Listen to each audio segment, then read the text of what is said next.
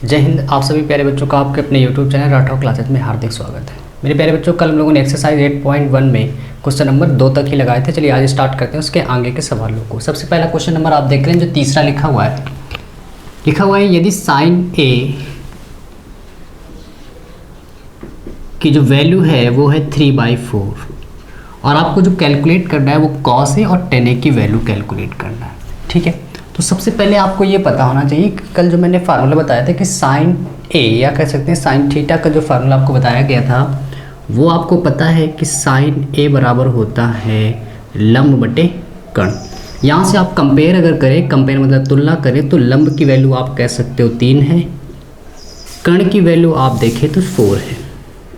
ठीक है, जैसे कहते हैं कंपेयर, तो आप देखिए 3 ऊपर लिखा है, यहाँ पे क्या है लंब, तो लंब की जगह क्या लिखा है 3 और कर्ण की जगह क्या लिखा है 4। ठीक है, अब आप देख रहे हैं यहाँ पे 3 भुजाओं में मुझे केवल एक भुजा नहीं पता है, उसको हम लोग क्या कह रहे हैं आधार। तो इसको यूज़ कर कैसे निकालेंगे, आप जानते हैं पाइथागोरस प्रमेय से।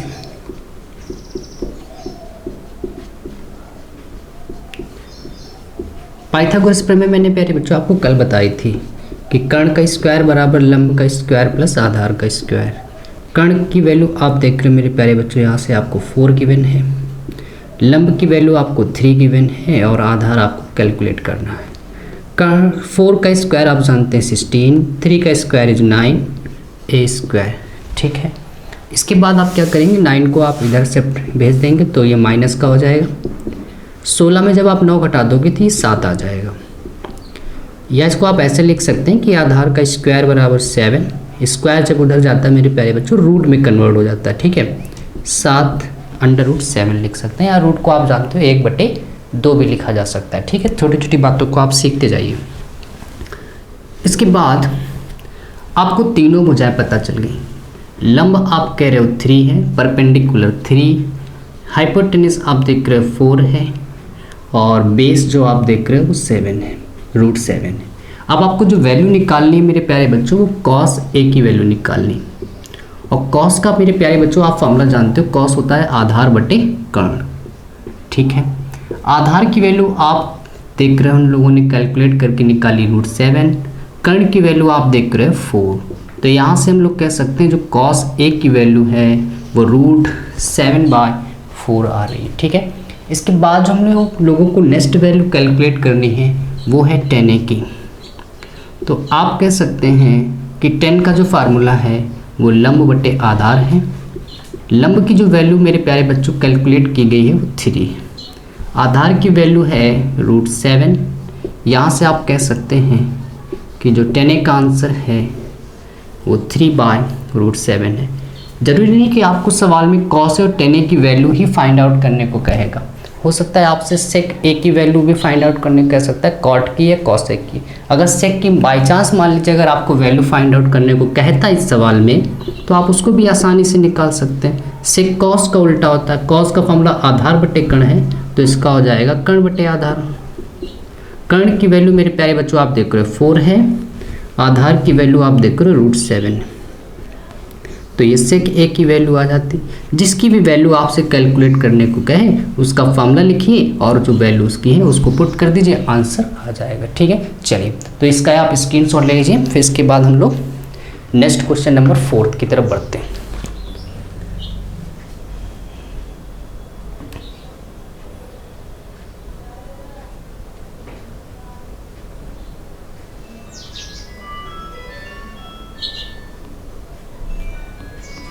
चलिए, तो ये था क्वेश्चन नंबर आप देख रहे मेरे प्यारे बच्चों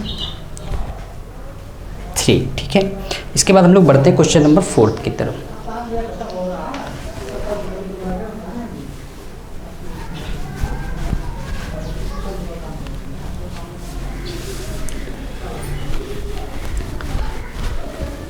क्वेश्चन नंबर 4 मेरे प्यारे बच्चों देखिए क्या लिखा हुआ है। लिखा हुआ है कि 15 cot A = 8 और आपको जो वैल्यू निकालनी है वो साइन ए और सेक ए की वैल्यू निकालनी। तो सबसे पहले आप क्या करेंगे, ये 15 इधर ये इनटू में है जिसको कहते हैं मल्टीप्लाई, और मल्टीप्लाई से जब हम लोग एक चीज़ को लेफ्ट हैंड साइड से राइट हैंड साइड भेजते हैं तो हमेशा वो डिवाइड में आएगी। ठीक है, यदि आपको नहीं पता याद कर लीजिए, जैसे ये इक्वल का साइन है, इसको आप इस वाली साइड को कहते हैं लेफ्ट हैंड साइड और इस वाली साइड को कहते हैं राइट हैंड साइड, ठीक है। अगर इधर लिखी गई वैल्यू प्लस में है और उसको हम लोग इक्वल के उधर भेज रहे हैं तो वो माइनस में कन्वर्ट हो जाएगा, और यदि माइनस वाली वैल्यू को आप उधर भेज रहे हैं, राइट हैंड साइड भेज रहे हैं, तो प्लस में कन्वर्ट हो जाएगा, और इनटू को यदि आप उधर भेजेंगे तो वो डिवाइड में कन्वर्ट होगा, और डिवाइड को जब आप उस तरफ भेजेंगे लेफ्ट हैंड साइड से राइट हैंड या राइट हैंड साइड से लेफ्ट हैंड, तो आप कह सकते हैं वो इनटू में कन्वर्ट हो जाएगा, ठीक है। ये छोटी छोटी बातें हैं, यदि आपको नहीं आती कोई बात नहीं, मैं आपको सारी चीज़ें सिखाता चल रहा हूँ, ठीक है। तो आप देखिए 15 इनटू में है, तो हम लोग उसको लेफ्ट हैंड साइड से राइट हैंड साइड भेज रहे हैं, तो ये किस में जाएगा, इनटू वाला जाएगा डिवाइड में। तो आप कह सकते हो कि कॉट ए की वैल्यू जो है वो 8/15, ठीक है। अब मेरे प्यारे बच्चों कॉट का आप तुरंत फार्मूला लिख दीजिए। कॉट होता है आधार बटे लंब, 10 का उल्टा 10 होता है लंब बटे आधार, ये होता है आधार बटे लंब। तो आधार की जगह मेरे प्यारे बच्चों आप देख रहे हो कंपेयर करने पर 8 है, और लंब की जगह क्या है 15। आपको एक वैल्यू नहीं पता जिसको हम लोग कह रहे हैं कर्ण, तो कर्ण कैसे निकालेंगे, आप जानते हैं पाइथागोरस प्रमेय से।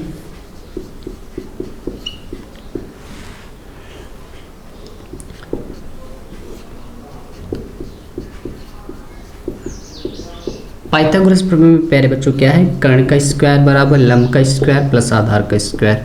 कर्ण की वैल्यू आपको फाइंड आउट करनी, तो उसको ऐसे रख दीजिए। लंब की वैल्यू आप देख रहे हो 15 है का स्क्वायर, आधार की वैल्यू मेरे प्यारे बच्चों 8 का स्क्वायर। तो यहाँ से आप कह सकते हो कर्ण का स्क्वायर बराबर 15 का स्क्वायर इस 225, ठीक है, और 8 का वर्ग आप जानते हैं मेरे प्यारे बच्चों 64, ठीक है। 15 का स्क्वायर आपने कैसे निकाला, 15 इंटू 15 लिखिए, और 5 का मल्टीप्लाई 5 से 5 25, 5 1 5 और 2 हासिल 7, 1 का करोगे ये 5 और ये आ जाएगा 1, तो ये आ गया 5, 7 5 12, तो ठीक है। तो इस तरह आप स्क्वायर निकाल सकते हैं। इसके बाद दोनों को ऐड करेंगे, 9 8 2, और ये जो मेरे प्यारे बच्चों स्क्वायर है आपको पता होना चाहिए ये 17 का स्क्वायर है। तो स्क्वायर से स्क्वायर कंपेयर, तो कर्ण की वैल्यू क्या आ गई है 17 आ गई, ठीक है। इसके बाद आपको जो वैल्यू फाइंड आउट करनी है वो मेरे प्यारे बच्चों आपको फाइंड आउट करनी है इस सवाल में साइन ए और सेक ए की वैल्यू को।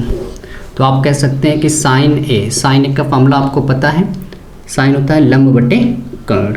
तो लंब की वैल्यू मेरे प्यारे बच्चों आप देख कर 15 है, और जो कर्ण की वैल्यू है वो 17 है। ये वैल्यू आ गई है साइन ए की। इसके बाद आपको सेक ए की वैल्यू फाइंड आउट करनी, तो सेक होता है मेरे प्यारे बच्चों कॉस का उल्टा, कॉस का होता है आधार बटे कर्ण, तो ये हो जाएगा कर्ण बटे आधार। कर्ण की वैल्यू आप मेरे प्यारे बच्चों देख रहे हो 17 है, आधार की वैल्यू आप देख रहे हो 8 है। तो ये वैल्यू आपने निकाल ली सेक ए की। आपको और भी कोई वैल्यू निकालनी होती है आप उसका फॉर्मूला लिखते, ये वैल्यू को रख देते, आंसर आ जाता, ठीक है। चलिए इसका स्क्रीनशॉट लेते हैं, फिर आगे बढ़ते हैं।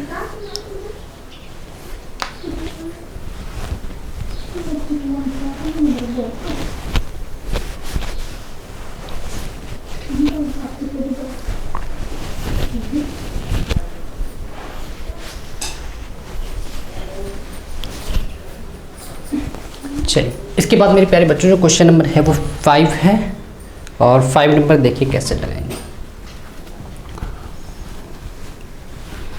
कल मैंने आपको बताया था कि आप अच्छे से नोट्स बनाते चलिए, मैं बाकायदा आपको हर एक एक्सरसाइज का एक एक सवाल बताऊंगा, ठीक है। अच्छे से नोट्स बनाइएगा, रेगुलर आप उसको रिवीजन कीजिए।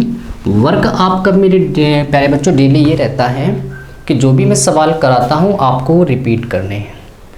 रिपीट कैसे करना है, आप क्वेश्चन को कॉपी बुक से देखेंगे, रफ कॉपी में आप उसको पहले नोट करेंगे क्वेश्चन को, इसके बाद आप अपने मन से लगाइएगा। बाई चांस आप कोई क्वेश्चन लगा रहे हैं और आपसे नहीं लगा रहा है, तो आप इसके बाद जो मैंने वीडियो पढ़ाई है आपने जो स्क्रीनशॉट लिए हैं उसमें देखिएगा कि वो क्वेश्चन कैसे लगाया गया, फिर आप उसको सॉल्व करिएगा, ठीक है। जहाँ कोई दिक्कत है फिर भी यदि नहीं समझ में आ रहा है तो आप कमेंट करिएगा या मुझे व्हाट्सएप पे SMS कर सकते हैं, वो आपको मैं ज़रूर बताऊँगा, ठीक है। चलिए तो क्वेश्चन नंबर बढ़ते हैं मेरे प्यारे बच्चों, हम लोग 5 की तरफ। 5 नंबर में आप देख रहे हैं लिखा हुआ है सेक थीटा। सेक थीटा की वैल्यू आपको दी गई है 13/12। आपको वैल्यू निकालनी सभी ट्रिग्नोमेट्री फंक्शन की। कल मैंने प्यारे बच्चों आपको बताया था 6 त्रिकोणमितीय फलन होते हैं, मेरे साथ दोहराएंगे। पहला साइन थीटा, दूसरा कॉस थीटा, फिर टेन थीटा, कॉट थीटा, और 5 क्या है सेक थीटा, और लास्ट क्या है 6 नंबर कॉस सेक थीटा। ठीक है। तो एक वैल्यू आपको दी गई सेक थीटा की 13/12। करें अन्य त्रिकोणमितीय फलनों के मान ज्ञात कीजिए, मतलब 5 त्रिकोणमितीय फलन अभी शेष रह गए हैं। 6 होते हैं जिसमें से एक की वैल्यू दी गई, किसकी वैल्यू दी गई, सेक थीटा की वैल्यू दी गई। तो आप क्या करेंगे, यहाँ से 5 की वैल्यू को कैलकुलेट करेंगे। कैसे कैलकुलेट करेंगे इस बात को देखते हैं। सबसे पहले सेक थीटा का फॉर्मूला लिखेंगे, क्योंकि मैंने आपको कल बताया था कि जब तक आपको तीनों वैल्यू ना पता हो, लंब, कर्ण, आधार की, तब तक आप सवाल में एंट्री नहीं कर सकते। तो सबसे पहले हम लोग देखते हैं कितनी वैल्यू पता है। मेरे प्यारे बच्चों, सेक थीटा का फॉर्मूला होता है कर्ण बटे आधार। तो आप कह सकते हैं कर्ण की जो वैल्यू है वो 13 है, आधार की जो वैल्यू है वो 12 है, और जो लंब की वैल्यू है अब वो कैसे कैलकुलेट करेंगे, आप लिखिएगा पाइथागोरस प्रमेय से। कर्ण का स्क्वायर बराबर लंब का स्क्वायर प्लस आधार का स्क्वायर। कर्ण की वैल्यू मेरे प्यारे बच्चों 13 है, और लंब की वैल्यू आप कैलकुलेट कर रहे हो, आधार की वैल्यू आप देख रहे हो 12 का है। 13 का स्क्वायर 169, लंब का स्क्वायर आधा 12 का वर्ग होता है 144, ठीक है 144। इसको आप इधर भेजेंगे तो 169 माइनस का हो जाएगा। अभी मैंने आपको बताया था लेफ्ट हैंड साइड से राइट हैंड साइड भेजें या राइट हैंड साइड से लेफ्ट हैंड साइड भेजें। तो आप देखें 144 प्लस का था, इधर आएगा माइनस का हो जाएगा। इसके बाद आप इसको सब्ट्रैक्ट करेंगे। 9 में 4 जाएगा 5, 6 में 4 जाएगा 2, 1 में 1 जाएगा 0। इसको आप सही तरह से लिख सकते हैं। लंब का स्क्वायर बराबर 25 मेरे प्यारे बच्चों जो स्क्वायर है वो होता है 5 का, 5 का स्क्वायर है। स्क्वायर से स्क्वायर कंपेयर, तो लंब की वैल्यू आप कह सकते हो 5 आ गई। लंब की वैल्यू 5 है, कर्ण की वैल्यू 13 है, और आधार की वैल्यू है 12। इसके बाद आपको अन्य सभी की वैल्यू बतानी है। इसका मतलब पहला साइन थीटा की वैल्यू कैलकुलेट करनी। एक बात आप लोग थोड़ा सा हो सकता है डाउट है कि सर अभी आप साइन ए लिख रहे थे, कॉस ए लिख रहे थे, इस बार आप साइन थीटा क्यों लिख रहे हैं। मेरे प्यारे बच्चों, सवाल में जो वैल्यू दी गई थी वो साइन सेक थीटा करके दिया गया, तो थीटा लिखा था। पहले सवाल में आप देखिए लिखा था साइन ए, तो हम लोगों ने ए लिखा। कॉट ए दिया था तो कॉट ए, जो भी आपको दिया गया वही लिखना है, ठीक है। चलिए, तो सबसे पहले साइन थीटा की, साइन का मेरे प्यारे बच्चों फॉर्मूला होता है लंब बटे कर्ण, जिसकी वैल्यू कैलकुलेट करनी। पहले फार्मूला लिखिए। साइन होता है लंब बटे कर्ण। लंब की वैल्यू मेरे प्यारे बच्चों आप देख रहे हो 5 है, कर्ण की वैल्यू आप देख रहे हो 13 है। साइन थीटा की वैल्यू आ गई। इसके बाद आपको वैल्यू निकालनी कॉस थीटा की। कॉस मेरे प्यारे बच्चों इसका उल्टा होता है सेक का। 13/12 दिया गया तो 12/13 हो जाएगा। कैसे, देखिए आधार बटे कर्ण से फार्मूले से भी निकाल सकते हैं। आधार की वैल्यू मेरे प्यारे बच्चों 12 है, कर्ण की वैल्यू आप देख रहे हो 13 है। ये आ गई कॉस थीटा की वैल्यू। इसके बाद टेन थीटा की वैल्यू निकालनी है। टेन होता है लंब बटे आधार। लंब की वैल्यू मेरे प्यारे बच्चों आप देख रहे हो 5 है, और आधार की जो वैल्यू है वो 12 है। ये वैल्यू आ गई मेरे प्यारे बच्चों कॉट टेन थीटा की। इसके बाद आपको वैल्यू निकालनी कॉट थीटा की। तो कॉट थीटा, कॉट होता है मेरे प्यारे बच्चों आधार बटे लंब, 10 का उल्टा। डायरेक्ट भी आप लिख सकते हैं 10 का उल्टा यानी कि 12। तो आधार की वैल्यू मेरे प्यारे बच्चों 12 है, लंब की वैल्यू आप देख रहे हो 5 है। ये आ गई कॉट की, ठीक है। अब बचा सेक थीटा जो कि आपको दिया गया। लास्ट बचा कॉसेक थीटा। तो कॉसेक थीटा होता है साइन का उल्टा, तो आप डायरेक्ट लिख सकते हैं 13/5, ठीक है, या फॉर्मूले से लिख सकते हैं कर्ण बटे लंब से, ठीक है। चलिए, तो ये था क्वेश्चन नंबर 5। जल्दी से इसका स्क्रीनशॉट लीजिए, इसको भी अच्छी तरह से नोट्स में रखिएगा। इसके बाद बढ़ते हैं क्वेश्चन नंबर 6 की तरफ।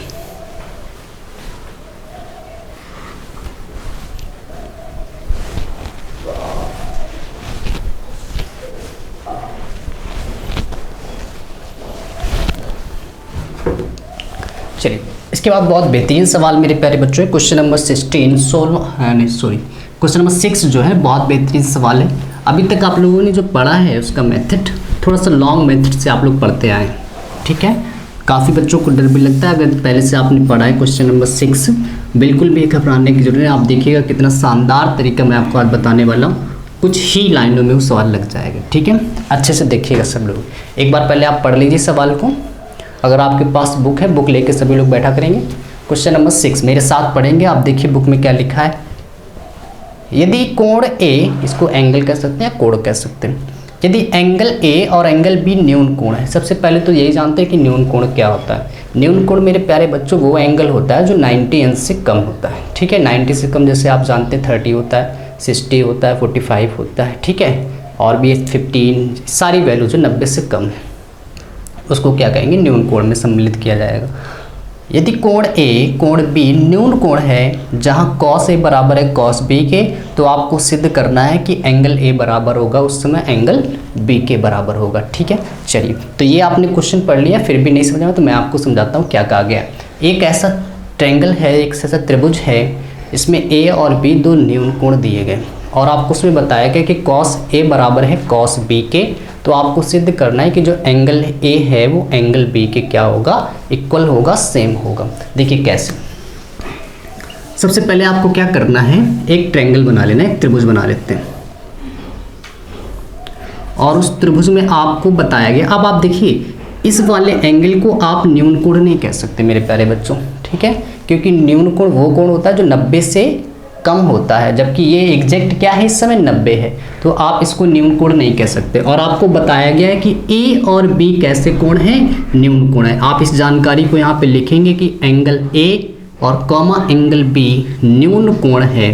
तो आप इस बात को मुझे बताओ, न्यून कोण है तो क्या यहाँ पे मैं ए का नाम लिख सकता हूँ या फिर मैं बी का नाम लिख सकता हूँ? आप हाँ या फिर ना, यस या नो में कमेंट करके बताएंगे क्या इस पॉइंट पर मैं ए और बी का नाम लिख सकता हूँ या फिर नहीं लिख सकता हूँ। बस इतना सा बता दीजिए यस या नो में कमेंट करके।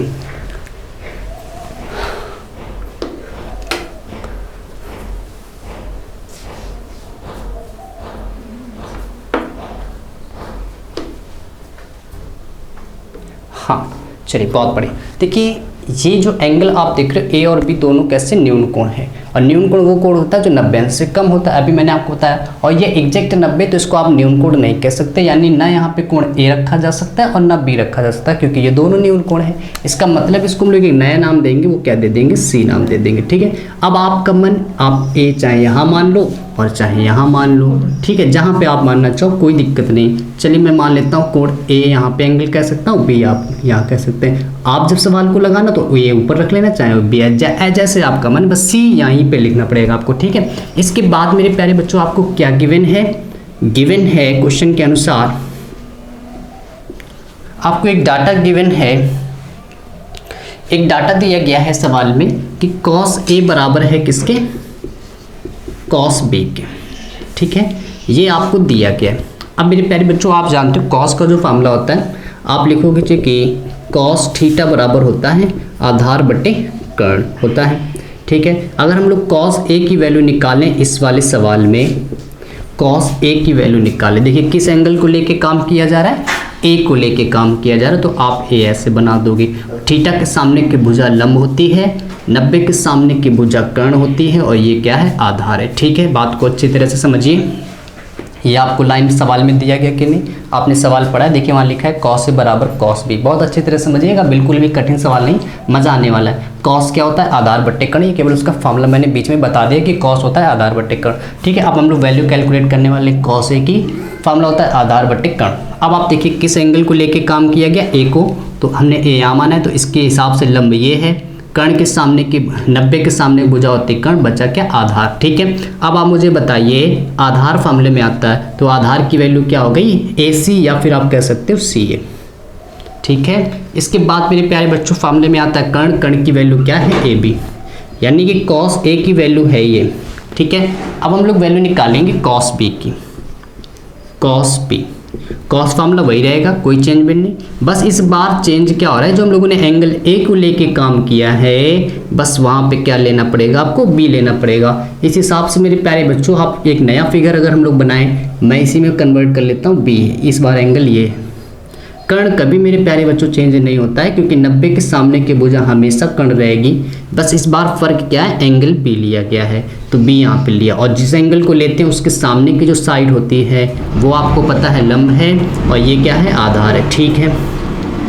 फॉर्मूला कॉस का क्या होता है, आधार बटे कर्ण, आधार बटे कर्ण, आधार इस बार क्या मेरे प्यारे बच्चों, बी सी, आधार क्या है, बी सी, और कर्ण क्या है, कर्ण है मेरे प्यारे बच्चों ए बी, ठीक है। एक बार ए को लेके काम किया गया, एक बार बी को लेके काम किया गया, और आपको सवाल में बताया गया है because cos A equal to cos B. Cos A की वैल्यू मेरे प्यारे बच्चों आपने निकाली है ए सी बटे ए बी कॉस बी की वैल्यू आपने वैल्यू कैलकुलेट की है बी सी बटे ए बी। ए बी से ए बी कट गया, आप कह सकते हो कि ए सी बराबर है बी सी के। ठीक है, अच्छे से देखिए यहाँ पे जो रिजल्ट निकल के आया है वो क्या आया है। देखिए ए सी कहाँ पे, ये वाली साइड है नीचे, जिसको हम लोग आप ये कह रहे हैं। ठीक है, और बी सी कहाँ पे, ये वाली साइड है। ये वाली जो साइड है, जो नीचे वाली साइड है, इसको हम लोग नॉर्मल अगर देखें एक ट्रायंगल के हिसाब से तो आधार है, और ये क्या है, परपेंडिकुलर। दोनों ही आपस में कैसे इक्वल हैं, क्योंकि बीच में इक्वल का साइन लगा, इक्वल को कहते हैं सेम है। और जब भी किसी त्रिभुज में मेरे प्यारे बच्चों दो भुजाएं बराबर होती हैं, दो साइड इक्वल होती हैं, तो उनके सामने बने कोण भी बराबर होते हैं। आपने ये प्रमेय पढ़ी होगी क्लास 9th में। ठीक है, अच्छे से याद होगी आपको। यदि जिन बच्चों को नहीं याद है, क्लास 9th में एक प्रमेय आपने जरूर पढ़ी होगी। क्या प्रमेय पढ़ी है कि मान लीजिए कि कोई भी त्रिभुज है, कोई भी ट्रायंगल है, अगर उसमें दो भुजाएं बराबर हैं, जैसे मैंने आपसे कह दिया ये वाली जो साइड है वो इस वाली साइड के इक्वल है, सेम है। अगर इसकी भुजा 2 मीटर है तो ये भी 2 मीटर है, या 3 मीटर है ये भी 3 मीटर है, 4 है तो ये भी 4 है। अगर ऐसा केस आता है कि जब भी किसी त्रिभुज में दो भुजाएं बराबर होती हैं तो उनके सामने बने कोण बराबर होते हैं, मतलब दोनों भुजाओं के जो सामने बने कोण हैं वो भी बराबर होते हैं। तो इस भुजा के सामने ये कोण बन रहा है और इस भुजा के सामने ये कोण बन रहा है, तो हम कह सकते हैं ये दोनों कोण आपस में कैसे होंगे, सेम होंगे। अगर ये 30 बन रहा होगा तो वहाँ पे ए बी कैसा होगा, 30 ही होगा मेरे प्यारे बच्चों। तो याद रखेंगे क्या प्रमेय है कि त्रिभुज में, किसी त्रिभुज में, जब किसी त्रिभुज में, जब किसी त्रिभुज में दो भुजाएं बराबर होती हैं, तब उनके सामने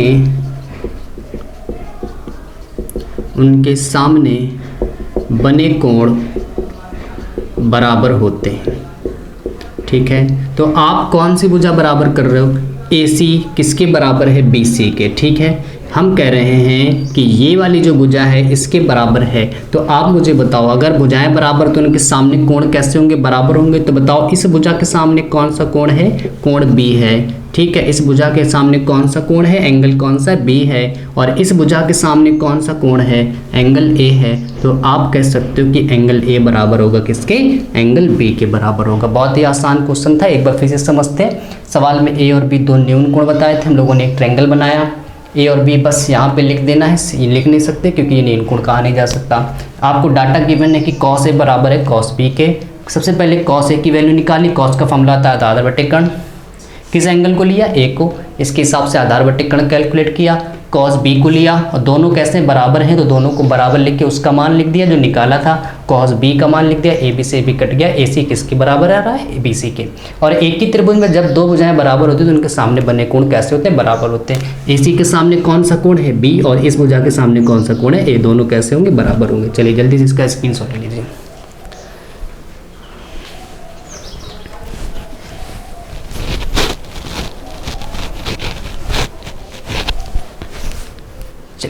इसके बाद मेरे प्यारे बच्चों आज का आखिरी सवाल है क्वेश्चन नंबर 7।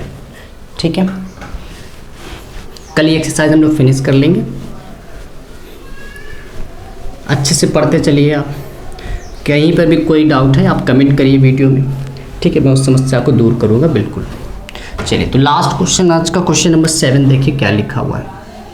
क्वेश्चन में मेरे प्यारे बच्चों 7 लिखा है कि यदि कॉट थीटा की वैल्यू आपको दी गई है 7/8, आपको कुछ वैल्यू कैलकुलेट करनी। पहली है 1 प्लस साइन थीटा की into 1 minus sine theta upon 1 plus sine theta, 1 plus cos theta into 1 minus cos theta. सबसे पहले तो मैं आपको प्यारे बच्चों इसका एक शॉर्टकट मेथड भी बताना चाहूँगा, क्योंकि आप आने वाले भविष्य में और भी आगे क्लासेज जब पढ़ेंगे तो आप एक फॉर्मूला पढ़ने वाले हैं। अभी तक आपने एक फार्मूला पढ़ा होगा a plus B into A minus B का जो फार्मूला होता है वो होता है a² माइनस b²। ठीक है, a plus B A minus B का फार्मूला होता है a² माइनस, a की जगह आप देखो तो 1 लिखा है, b की जगह आप देखो तो साइन थीटा लिखा है। फिर दोनों वही वैल्यू लिखनी, बीच में माइनस लगा है, सेम का यहाँ पे नीचे। तो आप कह सकते हो a² माइनस b², तो 1 का स्क्वायर 1, b का मतलब है साइन² थीटा। सेम नीचे में तो a का स्क्वायर 1, b की जगह लिखा है cos स्क्वायर थीटा। 1 का स्क्वायर मेरे प्यारे बच्चों 1 होता है, साइन का स्क्वायर ऐसे लिख दीजिए, और 1 का square is 1 cos square theta. और आपको अभी तक आपने जो जहाँ तक ट्रिग्नोमेट्री मेरे प्यारे बच्चों पढ़ी है, यदि नहीं पढ़ी कोई बात नहीं, आपने एक फार्मूला पढ़ा होगा 1 माइनस साइन स्क्वायर थीटा। यदि नहीं पढ़ा है तो याद कर लीजिए, 1 माइनस साइन स्क्वायर थीटा मेरे प्यारे बच्चों होता है कॉस स्क्वायर थीटा, और 1 माइनस कॉस स्क्वायर थीटा जो होता है वो होता है साइन स्क्वायर थीटा। ठीक है, और दोनों के स्क्वायर को मेरे प्यारे बच्चों आप एक साथ लिख सकते हो, जिसको आप लिख सकते हो कॉट, या ऐसे लिख सकते हो कॉस थीटा बटे साइन थीटा का होल स्क्वायर। और एक फॉर्मूला आप और पढ़ेंगे कि कॉस थीटा बटे साइन थीटा जो होता है वो कॉट थीटा होता है। ये कुछ बेसिक फॉर्मूले आपको याद होने चाहिए, कोई दिक्कत नहीं याद है अभी मैं आगे लिखाने वाला हूँ आपको कि कॉस बटे जो साइन होता है वो कॉट होता है। और कॉट की वैल्यू आप देख रहे हो 7/8 दी गई है, तो 7/8 ऊपर क्या लगा स्क्वायर, तो 7 का वर्ग 9, 8 का वर्ग क्या 64। ठीक है, इस तरह भी इसको लगाया जा सकता है। लेकिन आपके मन में यहाँ पे काफ़ी सवाल उठे कि पहला कि सर मुझे ये तो फार्मूला आता है, कोई दिक्कत नहीं, लेकिन आपने जो यहाँ पे 1 माइनस साइन स्क्वायर थीटा अगर मुझे नहीं आता तो क्या इस सवाल को मैं नहीं लगा सकता? बिल्कुल लगा सकते मेरे प्यारे बच्चों। अगर आपको इस तरह से फार्मूले ये नहीं आते कि 1 minus sine square theta cos square theta होता है, और 1 minus cos square theta sine square theta होता है, और कॉस बटे साइन कॉट होता है, इस तरह के 3 फार्मूले लोगों ने यहाँ पे प्रयोग किए हैं। अगर आपको ये नहीं आता है तो आप इस मेथड से ना लगाएं। ठीक है, आप किस मेथड से लगाएंगे इसको देखें। ठीक है, इस मेथड को यहाँ पे हम लोग अभी इसलिए अप्लाई नहीं कर रहे हैं, बल्कि सबसे बढ़िया मेथड जो है मेरे प्यारे बच्चों वो यही है, क्योंकि अभी हम लोगों ने इस तरह के फार्मूले नहीं पढ़े हैं, इसलिए इस तरीके को मैं यहाँ पे नहीं बता रहा हूँ। हालांकि मैंने बता दिया आप, लेकिन अभी इसको ना लगाएं। देखिए, सबसे पहले हम लोगों ने जो अभी तक पढ़ा है वो कॉट थीटा बराबर 7/8 दिया है। इसका सोल्यूशन देखिए यहाँ से। कॉट का मेरे प्यारे बच्चों जो फार्मूला होता है वो आधार बट्टे लंब होता है। आधार की वैल्यू मेरे प्यारे बच्चों आप देख रहे हो 7 है, लंब की वैल्यू मेरे प्यारे बच्चों आप देख रहे हो 8 है। पाइथागोरस प्रमेय से आप कर्ण की वैल्यू निकालोगे तो कर्ण का स्क्वायर बराबर लंब का स्क्वायर प्लस आधार का स्क्वायर। कर्ण का स्क्वायर बराबर लंब की वैल्यू मेरे प्यारे बच्चों 8 का स्क्वायर, आधार की वैल्यू 7 का स्क्वायर, आधार 64 प्लस 49, 9 4 13, 7 4 10 और 1 11, दोनों का स्क्वायर लिख के जोड़ दिया गया है। स्क्वायर जब उधर जाएगा तो आप जानते हैं रूट आ जाएगा। इसके बाद मेरे प्यारे बच्चों आपको साइन थीटा की वैल्यू चाहिए, तो साइन थीटा होता है लंब बटे कर्ण। लंब की वैल्यू आप देख रहे हो मेरे प्यारे बच्चों 8 है, कर्ण की वैल्यू आप देख रहे हो 1/113 है, साइन थीटा की वैल्यू आ गई। इसके बाद आपको कॉस थीटा की वैल्यू चाहिए, जिसकी वैल्यू आप देख रहे हो यहाँ पर उसको निकाल लीजिए। कॉस होता है आधार बटे कर्ण। आधार की वैल्यू मेरे प्यारे बच्चों 7 है, कर्ण की वैल्यू आप देख रहे हो √113 है। ठीक है, इस तरह दोनों वैल्यू कैलकुलेट कर ली, जिसकी वैल्यू आपको निकालनी है उस पे आ जाते हैं। हमें वैल्यू कैलकुलेट करनी है इसकी, तो 1 plus sine theta into 1 minus sine theta upon 1 plus cos theta into 1 minus cos theta. ठीक है, वैल्यू रखिए 1 प्लस साइन थीटा की वैल्यू मेरे प्यारे बच्चों 8/√113 इंटू 1 माइनस 8/√113। ठीक है, यहाँ पर आप रखेंगे तो 1 प्लस 7/11√3 रूट में इंटू कॉस थीटा की वैल्यू 1 माइनस 7/√113। अब आप देख रहे हैं formula a plus B into A minus B. अभी मैंने आपको बताया था a का स्क्वायर माइनस b का स्क्वायर। इसके बाद यहाँ पे आप अप्लाई करेंगे तो 1 का स्क्वायर माइनस 7/11√3 का स्क्वायर। ठीक है, 1 का स्क्वायर मेरे प्यारे बच्चों 1, 8 का स्क्वायर 64, स्क्वायर से रूट कटेगा 113। यहाँ पे 1 का स्क्वायर 1, 7 का वर्ग 49, स्क्वायर से रूट कटेगा 113। ठीक है, कुछ बच्चों की आदत हो जाती है यहाँ से क्या कैलकुलेशन जिनकी वीक होती है वो 113 से 113 काट देते हैं। मेरे प्यारे बच्चों याद रखिए जो 113 है वो 64 के अपॉन में, पूरे के अपॉन में नहीं। ठीक है, जब तक पूरे के अपॉन में नहीं ये काट नहीं सकते आप। ठीक है, इस बात को अच्छे से याद रखें। क्रॉस मल्टीप्लिकेशन कराएंगे तो इसका मल्टीप्लाई इधर कराएंगे। चलिए इसका स्क्रीनशॉट पहले लेते हैं, फिर इसके बाद देखते हैं। चलिए इसके बाद मेरे प्यारे बच्चों जो वैल्यू है, देखिए कैसे निकालेंगे। क्रॉस मल्टीप्लिकेशन कराओगे, इसका तिरछी गुणा इधर कराओगे तो 113 माइनस 64 बटे अपॉन में 113, इसमें मल्टीप्लाई कराओगे तो 113 माइनस 49 बटे 113, ये से कैंसिल हो गया। 113 माइनस 64 इक्वल का साइन लगाते चले, अपॉन में 113 माइनस 49। आप सब्ट्रैक्ट करोगे ऊपर, जब सब्ट्रैक्ट करोगे ऊपर तो आप देखोगे 49 आएगा, और जब नीचे से आप सब्ट्रैक्ट करोगे तो 64 आएगा। ठीक है, तो ये वैल्यू मेरे प्यारे बच्चों आपने इसकी कैलकुलेट कर ली। मेथड आप देखिए बिल्कुल वही है, आंसर भी सेम वही आया। ठीक है, इसके बाद दूसरे इसमें कैलकुलेट करना है, दूसरे पार्ट में cot square theta. Cot theta की वैल्यू मेरे प्यारे बच्चों आपको सवाल में दी गई है 7/8, 7/8 का स्क्वायर, ऊपर स्क्वायर लगा, 7 का वर्ग 49, 8 का वर्ग क्या हो जाएगा 64 हो जाएगा। ठीक है, तो मेरे प्यारे बच्चों ये रहा आज क्वेश्चन नंबर हम लोगों ने लगा लिए हैं, कहाँ तक 7 तक लगा लिए। ठीक है मेरे प्यारे बच्चों, कल हम लोग इसके आगे लगाएंगे क्वेश्चन नंबर 8 से और एक्सरसाइज को फिनिश करेंगे। अच्छे से नोट्स बनाइए, जो भी डाउट है आप मुझे कमेंट करके बताइएगा वीडियो में, या तो आप मुझे व्हाट्सएप पे भी SMS कर सकते हैं। जय हिंद, गुड नाइट।